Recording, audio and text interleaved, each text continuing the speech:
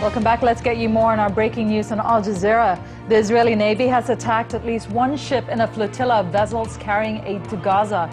Israeli television is reporting that at least 10 people have been killed. Al Jazeera can confirm that 2 people are dead.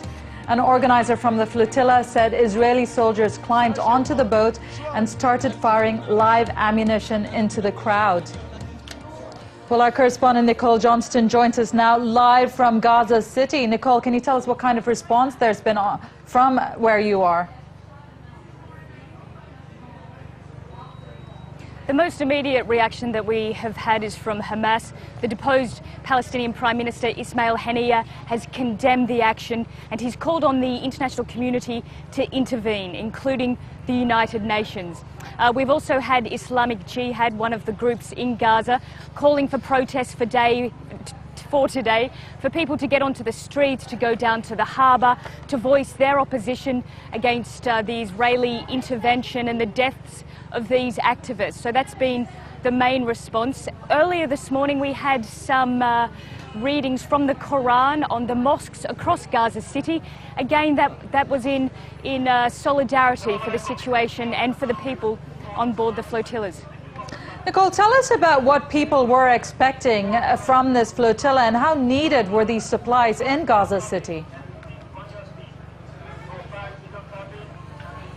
Well, I think the most important thing to remember, first of all, is that people didn't actually know whether this flotilla would make it here. That's been the million-dollar question all week.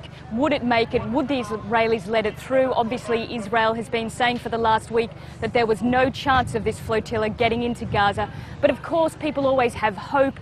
Yesterday, for example, we met with the head of the Ministry of Health here, and he had quite a lot of goods, medicine, medical equipment and drugs, so he told us, earmarked to go to his ministry on that aid shipment. So that's some of the goods that people were expecting. As we know, there were 10,000 tons of aid.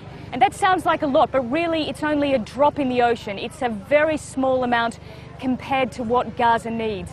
Now, also on the ship, on the flotilla, there is construction materials, cement, prefabricated homes, as well as water purification devices. And these are things that are desperately needed in Gaza. People need to rebuild the Gaza Strip after the war with Israel.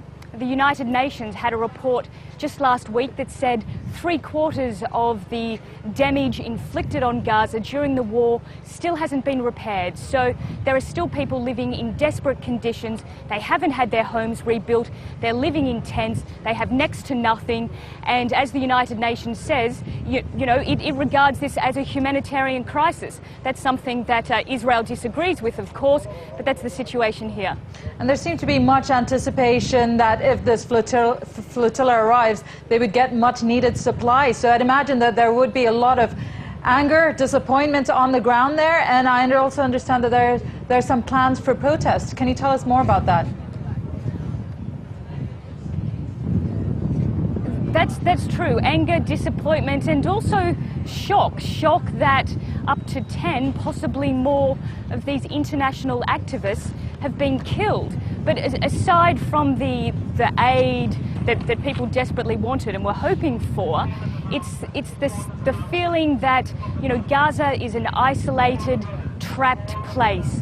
And the sense that this flotilla may have been able to break through the siege to arrive here at the port in Gaza gave people a sense that perhaps they haven't been forgotten by the international community. Perhaps people haven't forgotten the situation that they're living with here, how dire things really are. So it was really a very symbolic flotilla that had been trying to arrive. It was really about giving an international sense of solidarity with the people of Gaza. And I think that perhaps will be the greatest disappointment.